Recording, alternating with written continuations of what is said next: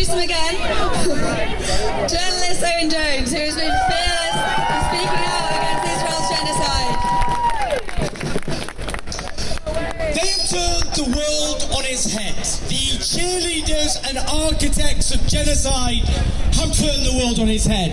Where those who oppose the genocidal extermination of the Palestinian people are the hateful, dangerous extremists. And where those who support genocide, who support the mass slaughter of babies, the mass destruction of hospitals, the mass starvation of an entire people, the torture, the rape, where those people are somehow the respectable moderates. Across the Western world, since the genocide began, those who opposed it have been silenced, intimidated, threatened, sacked, deplatformed, yes, arrested and deported.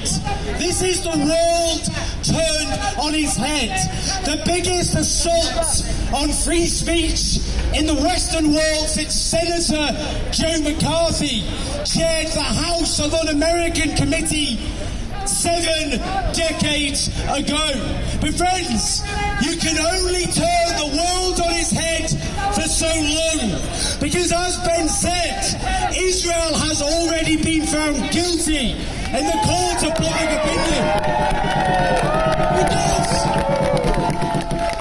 Because despite, for example, a couple of maniacs ranting over here might indicate, as the verdict shows, this particular colourful group of characters are in the tiniest fringe of public opinion. And what must really hurt them, what must really chip away at their soul, is that 70% of British people think Israel is guilty of war crimes.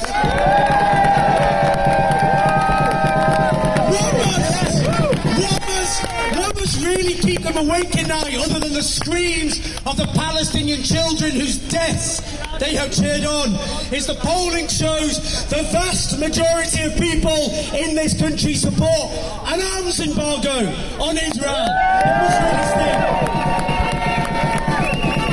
And what must really chew at them, and this is why I think they're so angry and flustered today. As you can see, they're not very happy. I think what must really hurt them is the polling shows that the majority of people in Britain want Benjamin Netanyahu to be arrested for war crimes against humanity. That's right, But this is the point. What has happened to Ben, to Chris, to Alex, to Sophie, and also the dozens who are arrested, is part of a deliberate attempt to try and turn the world on its head, because they know they have lost.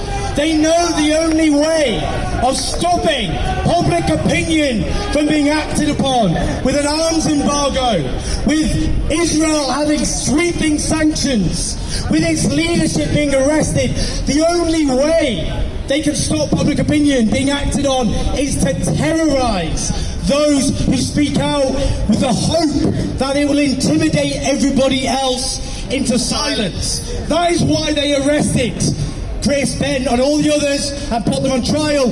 And that is why, for example, they have prescribed Palestine Action, a non-violent direction group, as a terrorist organisation. I'm sure the police are making notes every time Palestine Action are said. I'm just a journalist stating some basic facts I haven't violated. Don't send me to prison for 14 years. That's all I'm saying. This is all part of a deliberate, systematic attempt, but it won't work. History will be a savage judge. A savage judge.